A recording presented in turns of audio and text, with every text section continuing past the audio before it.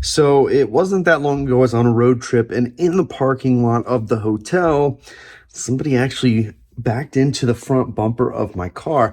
Now, I have PPF on my car. This particular PPF is Stealth PPF, which gives it that matte finish, but I've had PPF on all of my cars basically since brand new, and this is why, because when stuff like this happens, we're gonna find out today if this saved the paint or not. Now, this one is pretty aggressive, and I'll show you a close-up here in a moment, but we'll see. So far, I have avoided paint damage at least 4 times now on my cars because I have PPF on it. So PPF is good because it helps prevent rock chips and things like that, but there's also stuff that kicks up that can really cause some damage, or somebody backing into your car in the parking lot of a hotel. I have a replacement panel here ready to install, and I'm going to do that today, but hopefully we'll see if this PPF even stopped a car from sideswiping the front of my car from doing damage. All right, so here's what we're looking at. We got this up here, all the way down here.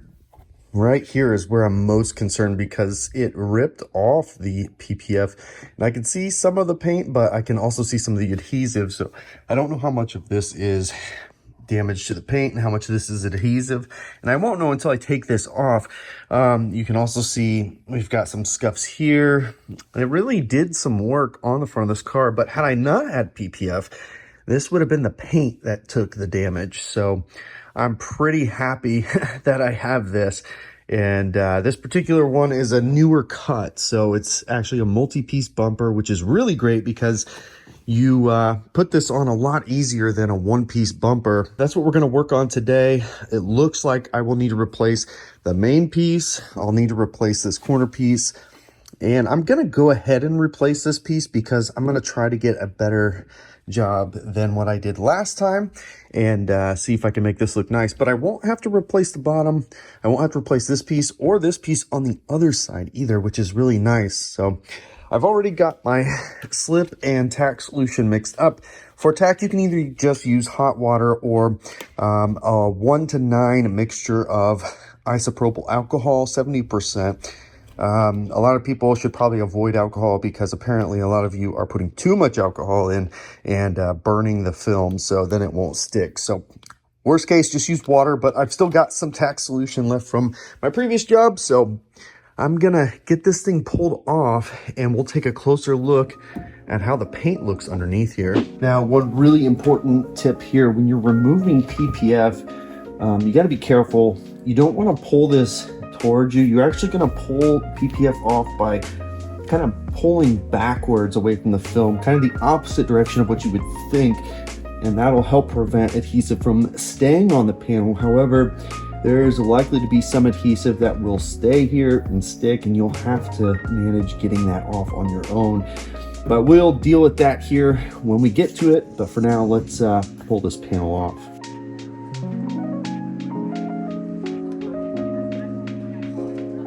So this is what I'm talking about that we're trying to avoid. As you can see, a lot of the adhesive is staying behind, and that's not good. This is hard to get off. So what I'm gonna do, it is quite a bit cooler than it should be this time of year here in Florida, but I'm gonna get warm water and I'm gonna warm up this panel before I pull it off. That will help with some of this. If you're getting a lot of this, put some warm water over the car and that'll help loosen up some of the adhesive.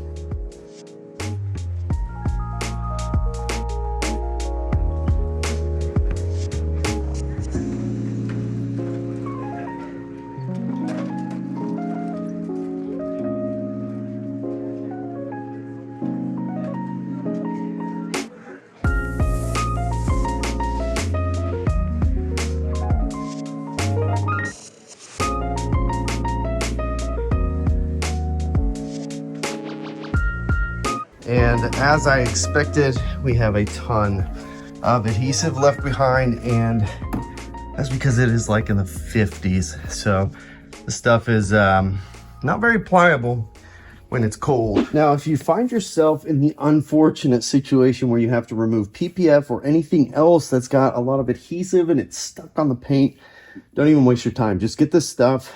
I discovered this from removing PPF in the past and from other people. So This stuff is incredible. I have some other generic adhesive remover and it doesn't really do a lot. It does stink. This stuff is very strong as well. So make sure you're in a well ventilated area. I'm gonna show you how amazing this stuff is.